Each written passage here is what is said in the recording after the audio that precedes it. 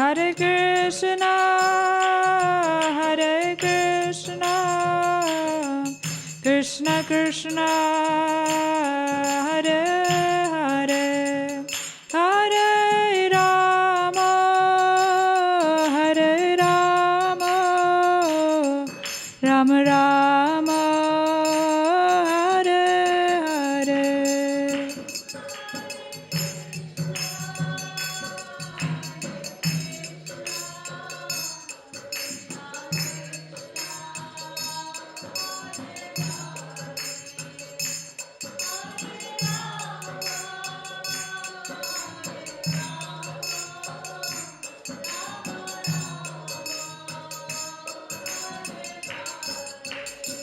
Hare Krishna, Hare Krishna, Krishna Krishna, Hare Hare, Hare Rama, Hare Rama, Rama Rama, Hare Hare.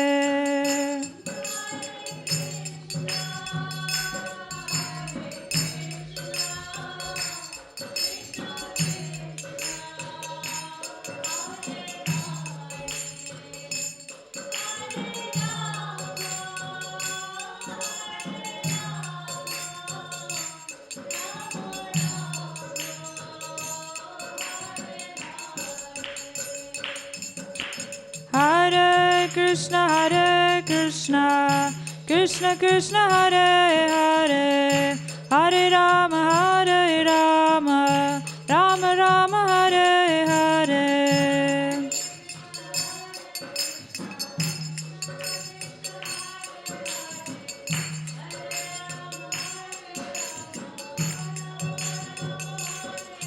Hare Krishna, Krishna Krishna, Hare Hare, Hare Rama, Rama Rama, Hare Hare.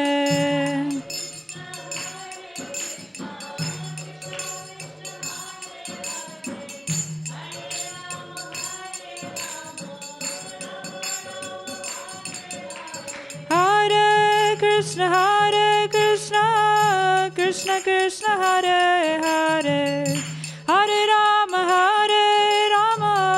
Rama Rama, Hare Hare.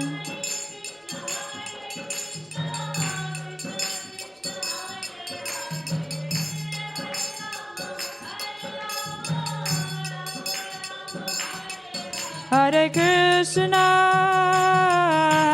Krishna, Krishna Krishna, Hare Hare,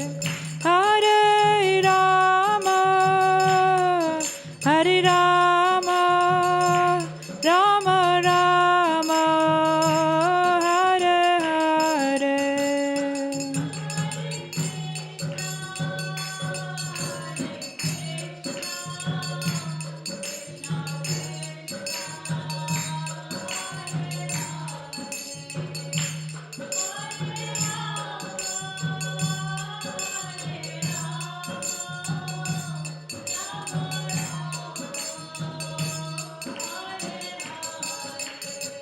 Jaya Radha Gokulananda, Radha Gokulananda, Radha Gokulananda, Shri Radhe.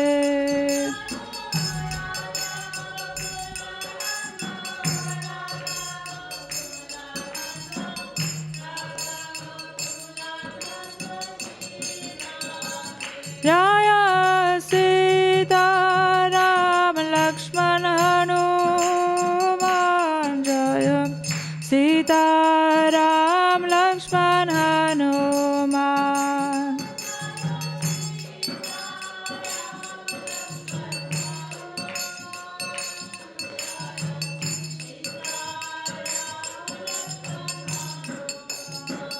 Jaya Gauranita, Jaya Gauranita, Jaya Gauranita, Jaya Gauranita.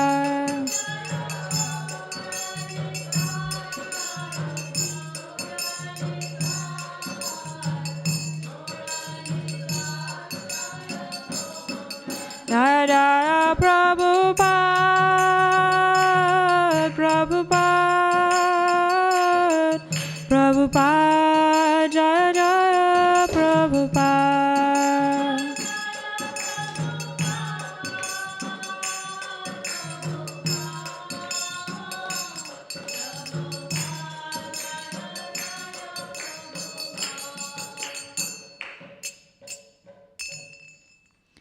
Jai Srila Prabhupada ki, Srimad Bhagavad Gita ki. Om Namo Bhagavate Vasudevaya.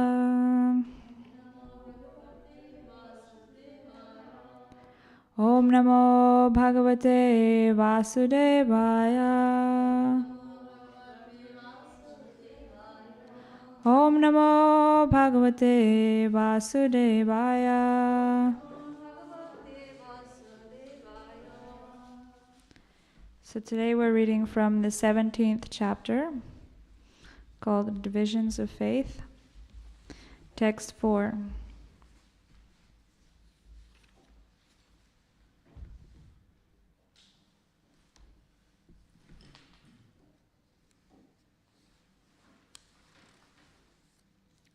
So we have the board there up on the screen, and the verse up on the screen. You can all repeat after me. Yajante satvika devan yakshadakshang sirajasa pretan bhuta ganangshchanye yajante tamasajana yajante satvika devan yakshadakshang sirajasa pretan bhuta ganangshchanye yajante tamasajana yajante satvika devan yakshadakshang sirajasa pretan bhuta ganangshchanye yajante tamasajana. Would someone like to try and chant the verse?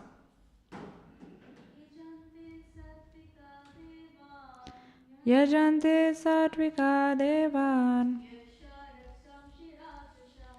yakshadakshang sirajasa pretan bhuta ganangshchanye yajante tamasajana yajante satvika devan yakshadakshang sirajasa pretan bhuta ganangshchanye yajante tamasajana. Someone else? Yajante satvika devan yakshadakshang sirajasa pretan bhuta ganangshchanye yajante tamasajana. Thank you. Let's do the word for word then. Yajante, worship. Satvika, those who are in the mode of goodness. Devan, the demigods. Yakshadakshangsi, demons. Rajasa, those who are in the mode of passion. Pretan, spirits of the dead. Bhutaganan, ghosts. Cha, and. Anye, others. Yajante, worship. Tamasa, in the mode of ignorance. Jana, people. Translation and purport by His Divine Grace, Srila A.C. Bhaktivedanta Swami, Srila Prabhupada Ki. Men in the mode of goodness worship the demigods. Those in the mode of passion worship the demons, and those in the mode of ignorance worship ghosts and spirits. Purport. In this verse, the Supreme Personality of Godhead describes different kinds of worshippers according to their external activities. According to scriptural injunction, only the Supreme Personality of Godhead is worshipable. But those who are not very conversant with or faithful to the scriptural injunctions worship different objects according to their specific situations in the modes of material nature. Those who are situated in goodness generally worship the demigods. The demigods include Brahma, Shiva, and others such as Indra, Chandra, and the sun god. There are various demigods. Those in goodness worship a particular demigod for a particular purpose. Similarly, those who are in the mode of passion worship the demons. We recall that during the Second World War, a man in Calcutta worshipped Hitler because thanks to that war, he had amassed a large amount of wealth by dealing in the black market. Similarly, those in the modes of passion and ignorance generally select a powerful man to be God. They think that anyone can be worshipped as God, and at the same time, and that the same results will be obtained. Now it is clearly described here that those who are in the mode of passion worship and create such gods, and those who are in the mode of ignorance, in darkness, worship dead spirits. Sometimes people worship at the tomb of some dead man. Sexual service is also considered to be in the mode of darkness.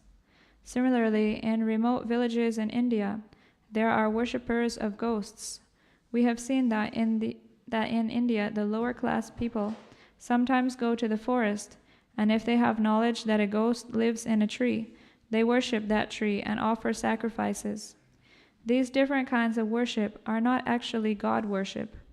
God worship is for persons who are transcendentally situated in pure goodness. In the Srimad Bhagavatam 4.3.23, it is said, Sattvang Vishuddhang Vasudeva Shabditam. When a man is situated in pure goodness, he worships Vasudeva. The purport is that those who are completely purified of the material modes of nature and who are transcendentally situated can worship the Supreme Personality of Godhead. The impersonalists are supposed to be situated in the mode of goodness, and they worship 5 kinds of demigods. They worship the impersonal Vishnu form in the material world, which is known as philosophized Vishnu. Vishnu is the expansion of the Supreme Personality of Godhead, but the impersonalists, because they do not ultimately believe in the Supreme Personality of Godhead, imagine that the Vishnu form is just another aspect of the impersonal Brahman. Similarly, they imagine that Lord Brahma is the impersonal form in the material mode of passion. Thus, they sometimes describe 5 kinds of gods that are worshipable, but because they think that the actual truth is impersonal Brahman, they dispose of all worshipable objects at the ultimate end. In conclusion, the different qualities of the material modes of nature can be purified through association with persons who are of transcendental nature. So before beginning to speak, I'd like to recite some prayers to our spiritual masters. Om Jnana Timirandasya Jnananjana Shalakaya Chakshurunmilitam Yena Tasmai Shri Guruve Namaha Shri Chaitanya Manobhishtam Stapitam Yena Bhutale Swayam Rupa Kadamayam Dadati Swapadantikam Vandeham Shri Guru Shri Yuta Padakamalam Shri Gurun Vaishnavamscha Shri Rupam Sagrajatam Sagana Raghunatham Vitam Tam Sajivam Sadvaitam Savadhutam Parijana Sahitam Krishna Chaitanya Devam Shri Radha Krishna Padan Sagana Lalita Shri Vishakhan Vitamscha He Krishna Karuna Sindho Dinabandho Jagatpate Gopesha Gopika Kanta Radha Kanta Namostate Tapta Kanchana Gaurangi Radhe Vrindavaneshwari Vrishabhanusute Devi Pranamami Haripriye Vancha Kalpatarubhyascha Kripa Sindhubhya eva cha Patitanam Pavanebhyo Vaishnavebhyo Namo Namaha Jaya Shri Krishna Chaitanya Prabhu Nityananda Shri Advaita Gadadhara Shivasari Gaura Bhakta Hare Krishna, Krishna Krishna, Hare Hare, Hare Rama, Rama Rama, Hare Hare. So before beginning to speak, I'd like to seek the blessings of all the assembled Vaishnavas. Please pray to the Lord that I can say something beneficial for all of you and pleasing to the Lord. Hare Krishna. So I'll read the verse once again. Men in the mode of goodness worship the demigods. Those in the mode of passion worship the demons. And those in the mode of ignorance worship ghosts and spirits. So in the beginning of the purport, Srila Prabhupada, he says here that according to scriptural injunction, only the Supreme Personality of Godhead is worshipable. But those who are not conversant with or faithful to the scriptural injunctions worship different objects according to their specific situations and the modes of material nature. So here he's saying that actually Krishna is the only worshipable object. So I wanted to begin by asking everyone a question about why is Krishna the only worshipable object? Can any of you say anything?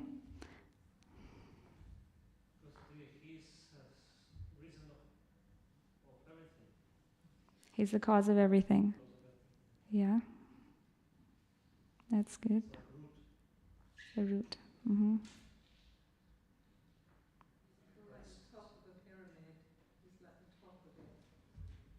What does that mean? He's the topmost. Okay, yeah. It's like stomach. He also Prabhupada compared like a stomach. So if his stomach satisfied, everything working to satisfy stomach, then everyone receives benefit. Yeah, that's nice. Yeah, he's a supreme whole. Mm-hmm. Somebody else would like to say? What characteristics can you give to identify whether somebody is God or somebody is not?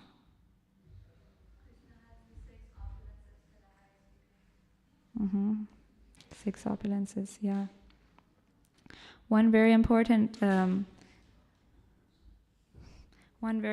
criterion here that Srila Prabhupada mentions is that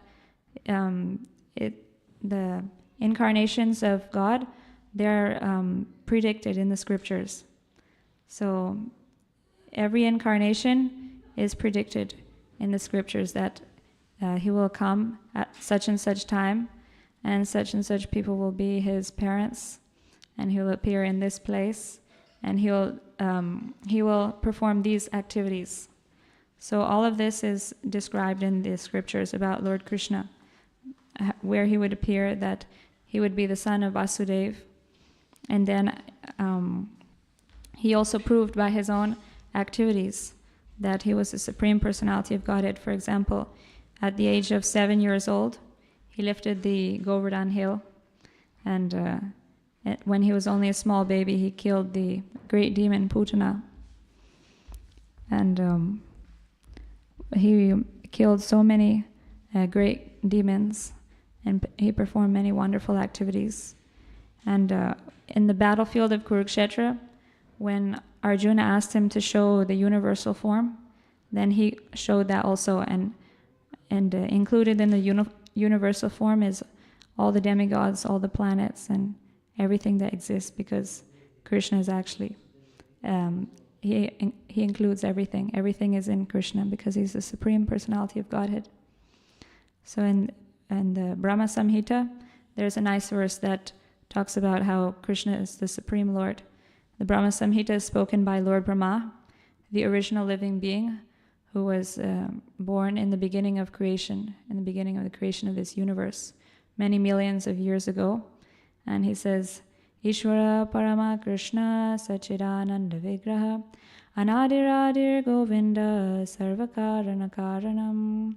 That Krishna, who is known as Govinda, is the Supreme Personality of Godhead, Ishvara Parama Krishna, Sachidananda Vigraha, and his body is eternal, blissful, and full of knowledge.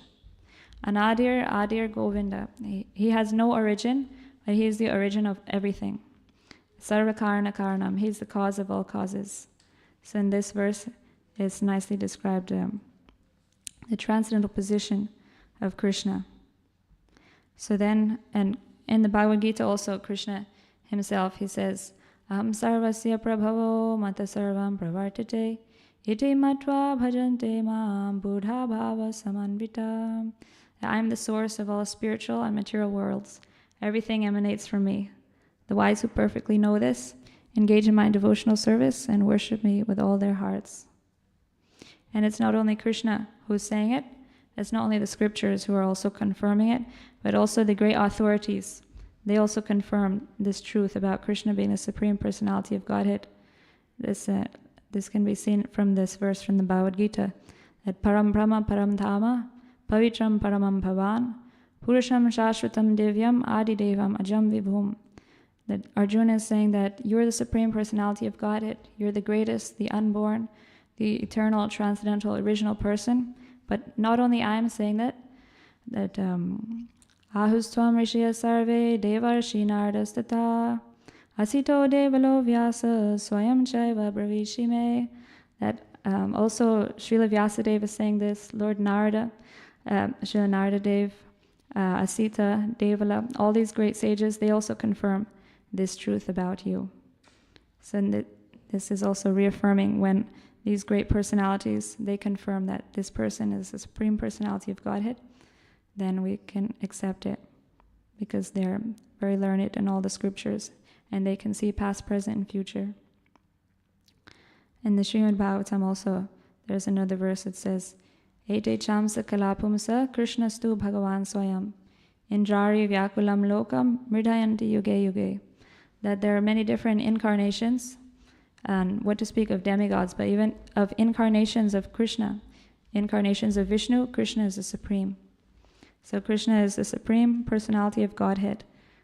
Godhead means, although there may be many gods, he is the many minor gods, he is the Supreme over all of them.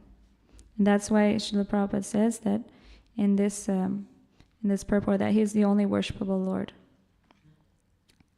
And so then somebody can say that, well, what about the demigods? Aren't they also worshipable? Like, isn't it also bona fide to worship the demigods? So then, it's true that in the Vedas, it is spoken, there is some prescriptions for worshiping demigods. But the demigods, they can't give the best results because they're limited. They're under the control of Krishna, and they only have a certain amount of power that they can bestow upon their followers. In the Bhagavad Gita, Krishna says that Antavattu phalam tesham tadbhavati alpamedasam, that the men who are of small intelligence, they worship the demigods and their fruits are limited and temporary. Because the demigods, they can't actually give they can't actually give spiritual benedictions. They can only give material benedictions. And everything material is temporary and it's also limited. So that's why those who are intelligent, they worship Krishna and they attain eternal benefit. Another reason why we should worship Krishna instead of the demigods is because the demigods, they can't give liberation from the material world. They can only give some material benefit. If we want to actually get free from birth, death, old age, and disease, and be free from the suffering of the material world, then we need to take shelter of Krishna. Krishna says, Abrama bhuvana loka punaravarti norjuna mamapetya tukonteya punarjanmana vidyate.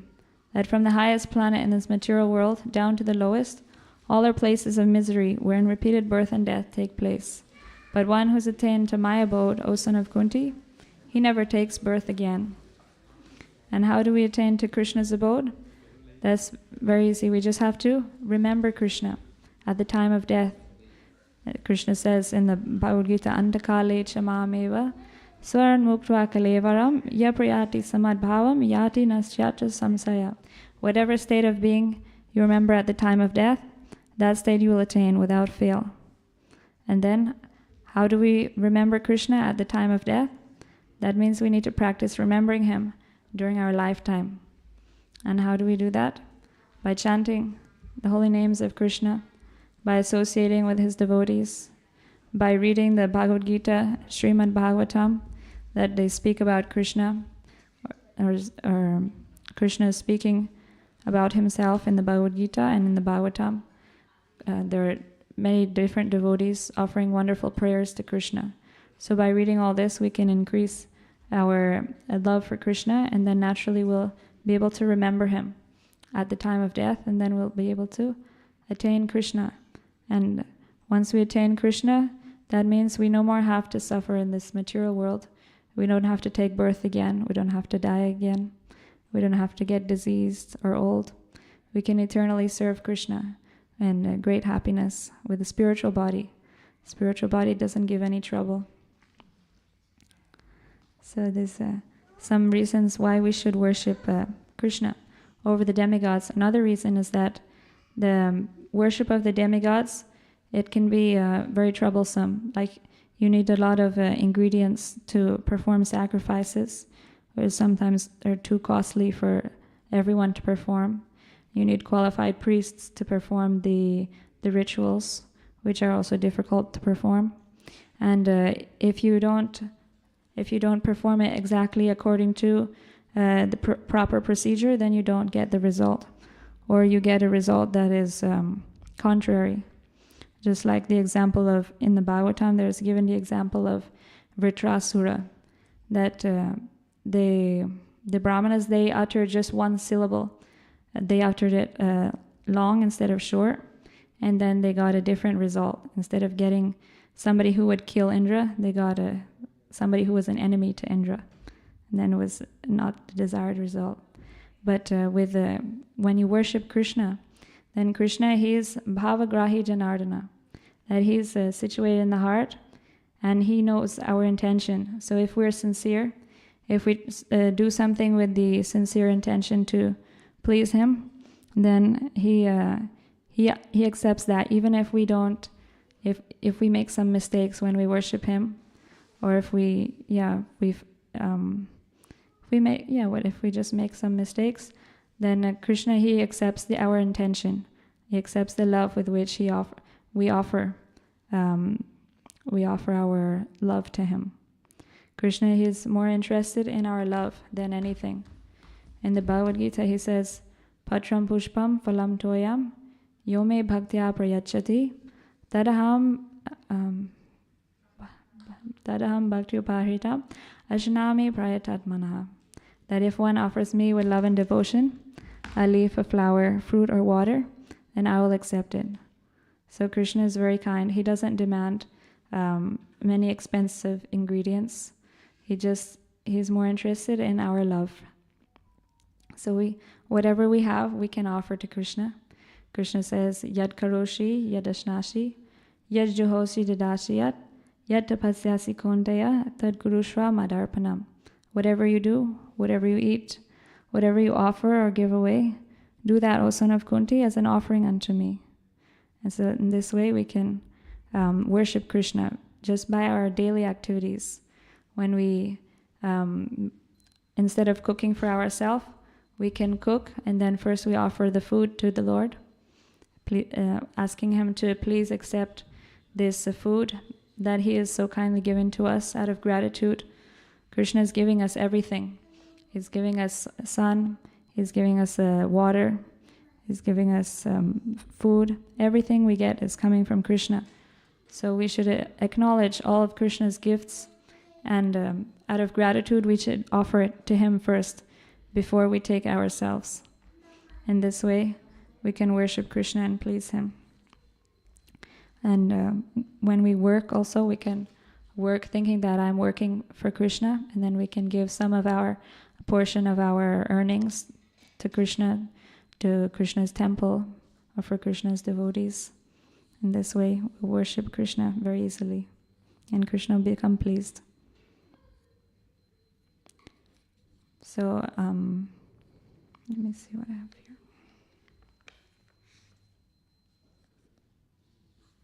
Yeah, another reason to worship, why worship of Krishna is better than worship of the demigods, is because worship of the demigods is actually, it's not fully satisfying, because it's more just like a business contract, that I worship you because I want to get this benefit or this result. So there's no actual love. But when we worship Krishna, then it's actually a loving relationship with Krishna. And it's this loving relationship that actually gives us real happiness. It's like, with the demigods, it's like, a customer. The business doesn't care for the well-being of his customers. You pay the price and you get your commodity, and you go away, and that's it. But Krishna, he's very considerate. Whenever we ask something from Krishna, then he first of all, he considers, is this good for the person? If I'm giving what he asked for, will it be good for him? So Krishna is very considerate. He says in the Chaitanya Charitamrita, it is said that Ami vigyaye morkha vishayakene devo swacharanamrita deva vishayi bulaibo, that since I am very intelligent, why should I give this fool material prosperity? Instead, I shall make him drink the nectar of my lotus feet and make him forget illusory material enjoyment. So Krishna is so kind that he knows that this fool is asking for material enjoyment, but he doesn't know that this material enjoyment can't make one happy, because after all, we're the soul, we're not the body. So just by enjoying the senses of this body, we the soul who are inside, we cannot be completely happy. It's just like if you have a bird in the cage and you try to take care of the cage very nicely, provide all facilities to take care of the cage, but the bird inside the cage, you don't give it any food. And so the bird is not happy. The bird can't be happy, and the bird is becoming weaker and weaker. So similarly, we inside the body, we're the soul, and if we just take care of the body, the soul inside is never satisfied. So actually, we need spiritual happiness. Only something spiritual can satisfy the spirit soul. When we give enjoyment to our spiritual senses, then that only can give us true happiness, and that is only possible when we connect with the Supreme Spirit, with God, and we serve Him in a loving relationship. That's the only way where we can attain true happiness. So Krishna is saying that why should I give this person sense enjoyment? It won't make him happy. Instead, I'll give him the greatest happiness of the nectar of the shelter of my lotus feet.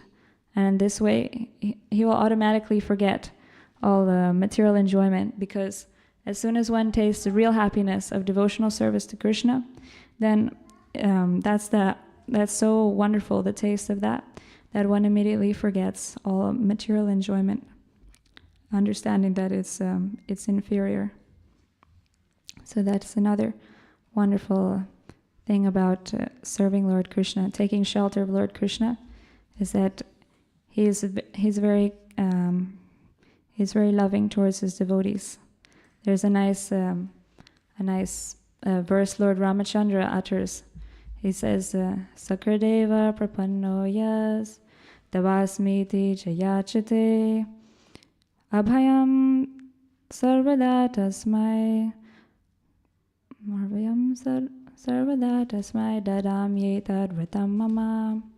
Lord Ramachandra is saying that it is my vow that if one just once seriously surrenders unto me and says, "My dear Lord, I am yours," and prays to me for courage, then I will immediately give him courage, and from that time on he will be safe.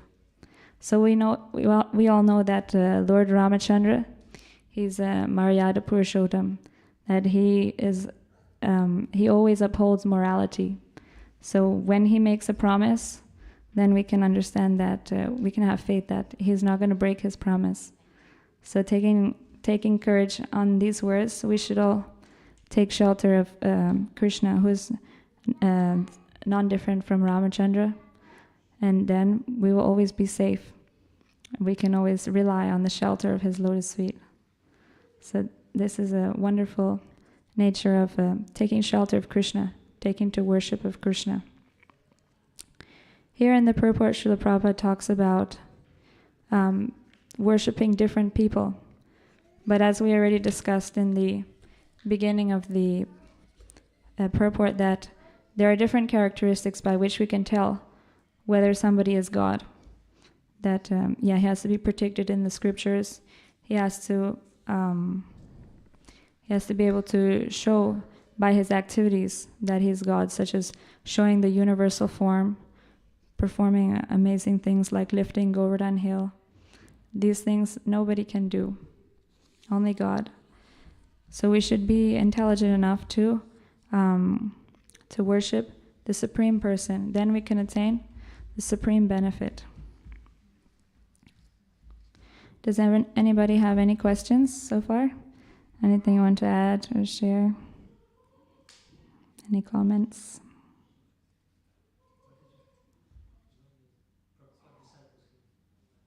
There's a Prabhupada disciple here?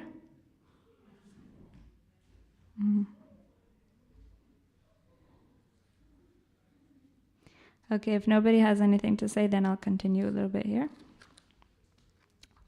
So there's one point here that Srila Prabhupada says that in the purport, when a man is situated in pure goodness, he worships Vasudeva. The purport is that those who are completely purified of the material modes of nature and who are transcendentally situated can worship the Supreme Personality of Godhead. So in this verse, he's saying that men in the mode of goodness, they worship the demigods. Those in the mode of passion worship the demons. And those in the mode of ignorance, they worship ghosts and spirits. But actually, the best results can be attained only by worshiping the Supreme Personality of Godhead. And the Supreme Personality of Godhead can only be worshipped when one transcends all these modes of material nature. So in order to worship the Supreme Personality of Godhead, we should try to rise above the modes of nature. And in the Bhagavad Gita, Krishna explains a lot about how we can elevate ourselves in through the modes to eventually come from ignorance to passion, and then from passion to goodness.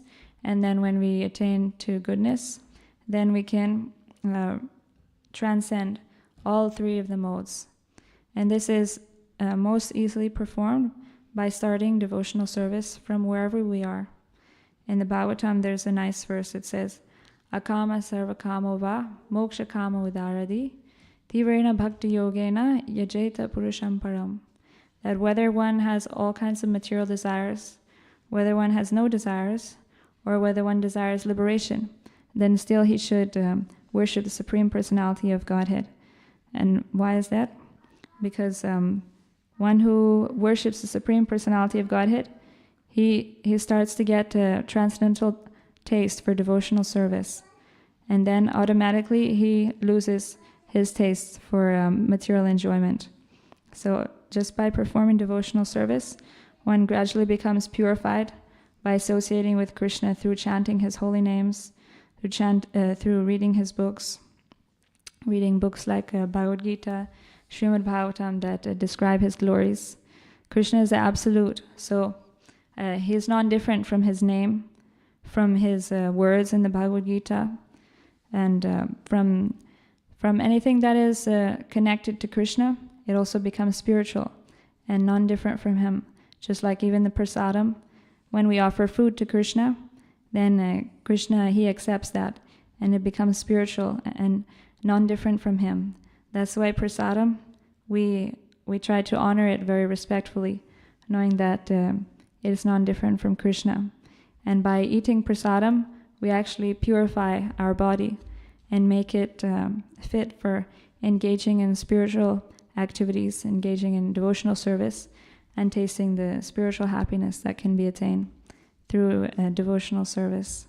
So all these things, they help us to spiritualize our body so that we can actually taste the happiness of spiritual happiness from devotional service. And another important way to attain to this transcendental state is by associating with the devotees. The devotees are associating with devotees is a very powerful way to advance in spiritual life, because whoever we associate with, we acquire the qualities of that person. They say that birds of a feather flock together, a man is known by his company. So if you just stay with the devotees, then the devotees, they have love for Krishna, and naturally, by associating with them, you'll also develop that love for Krishna.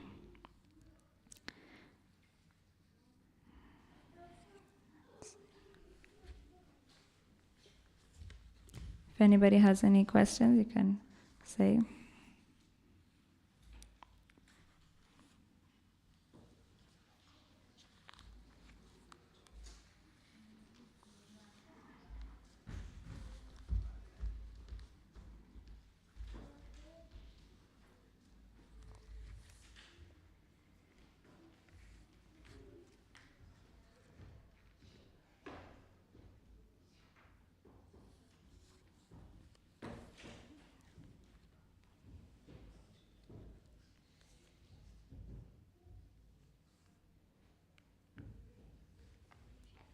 So I think I've said everything. There's going to be, if nobody wants to say anything, no? So then maybe we can end here. The arti is going to be in a few minutes. Maybe we can just chant Hare Krishna a little bit until the curtains open.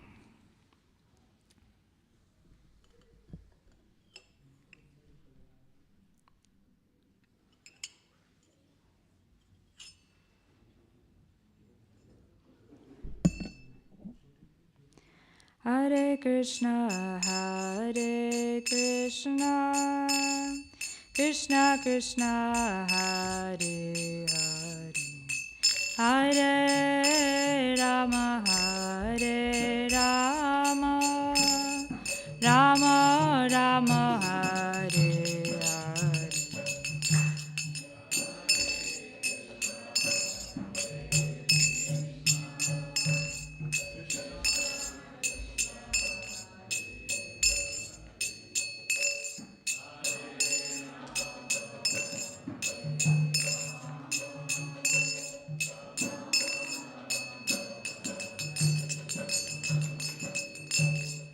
Hare Krishna,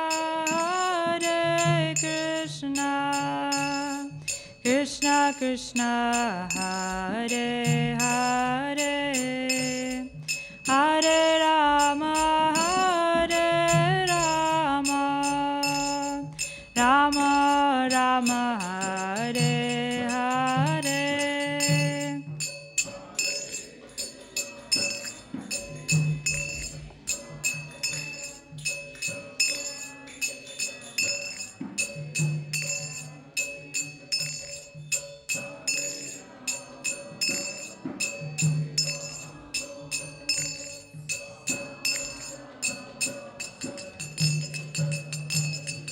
Hare Krishna, Krishna Krishna, Hare Hare, Hare Rama, Hare Rama, Rama Rama, Hare Hare.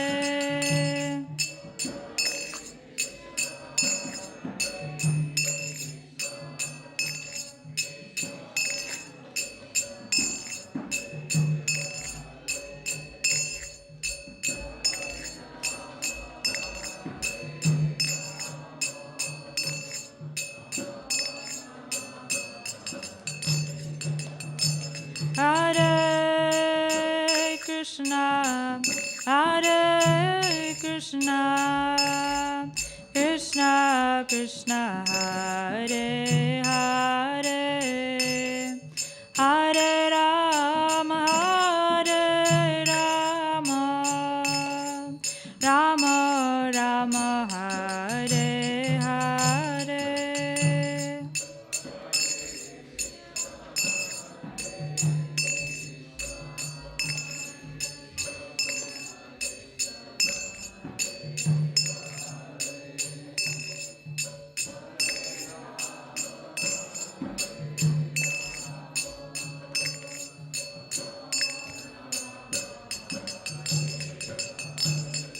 Hare Krishna, Krishna Krishna, Hare Hare, Hare Rama, Rama Rama, Hare Hare.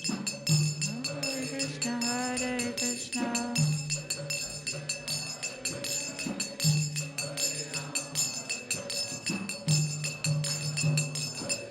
Hare Krishna,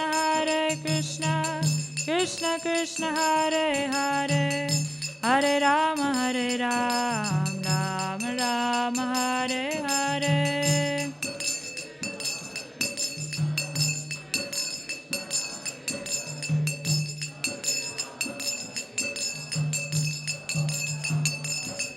Hare Krishna, Krishna Krishna, Hare Hare, Hare Rama, Rama Rama, Hare Hare.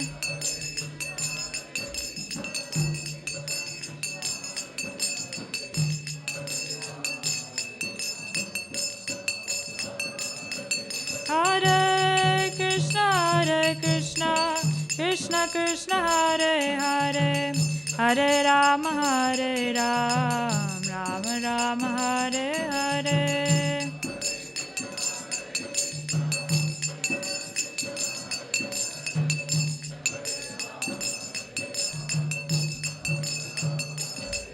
Hare Krishna, Krishna Krishna, Hare Hare, Hare Rama, Rama Rama, Hare Hare.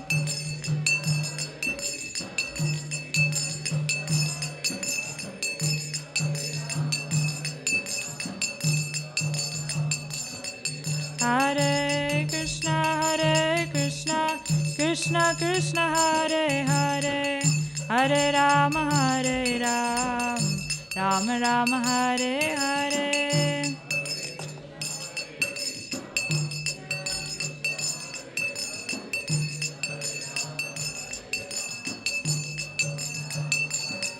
Hare Krishna, Krishna Krishna, Hare Hare, Hare Rama, Rama Rama, Hare Hare.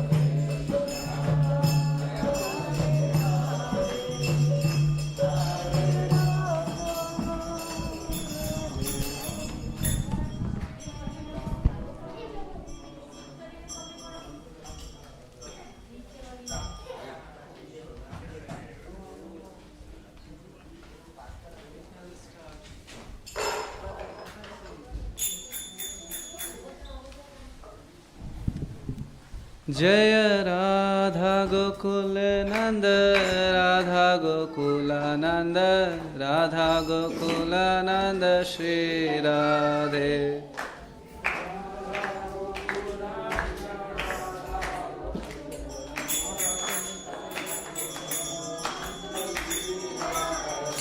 Jaya Radha Gokula Nanda, Radha Gokula Nanda, Radha Gokula Nanda, Shri Radhe.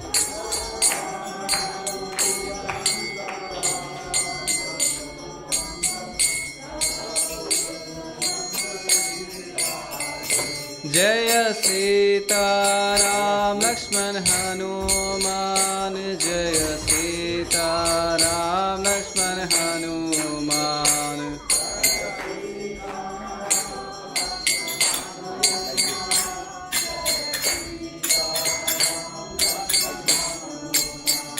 Jaya Gauranitai, Gauranitai, Gauranitai, Jaya Gauranitai.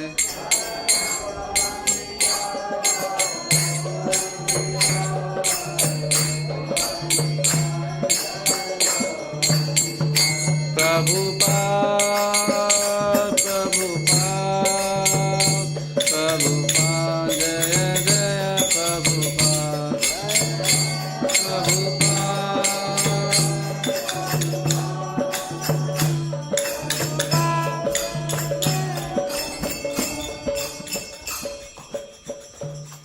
Shiva Jaya Jaya Gora Chande Arati ke Shobha Shiva Jaya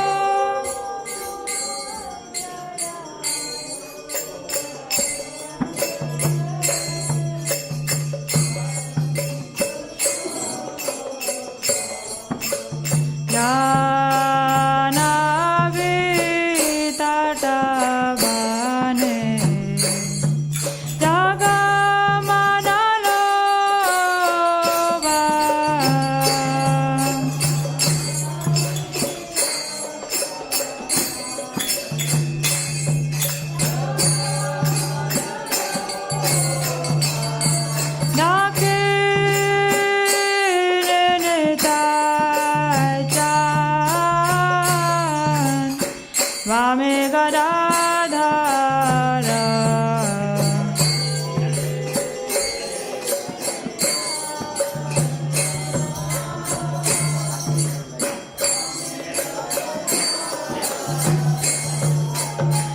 Nikate Advaita Srini Vasa Chatradhara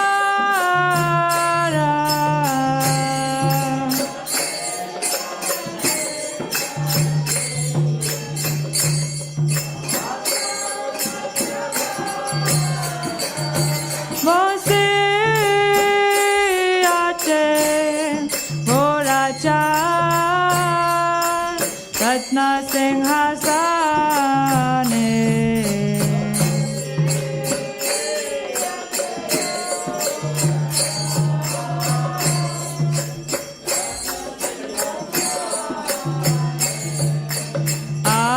Aroti Kore na Brahma Hare Devagane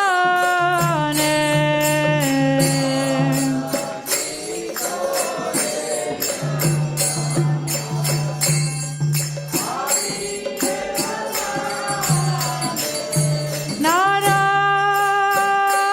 Hare Hare Kore Ramaradulaya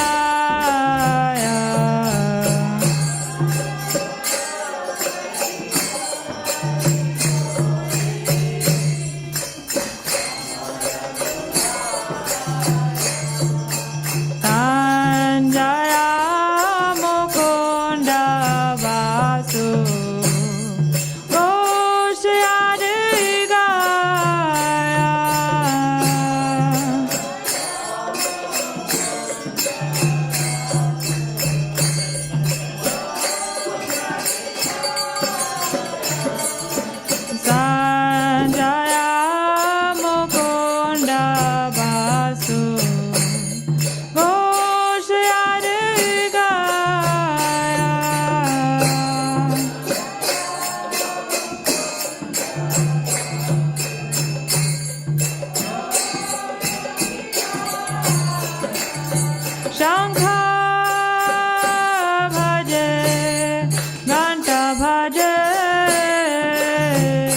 bhaje karatala.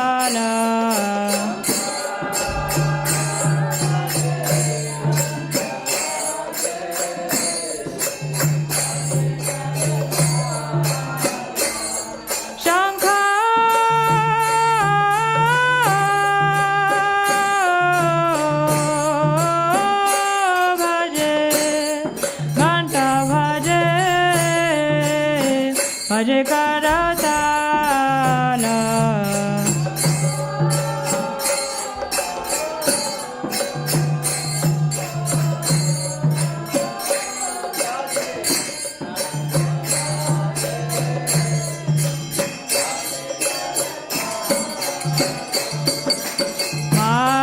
Madhura mridanga bhaje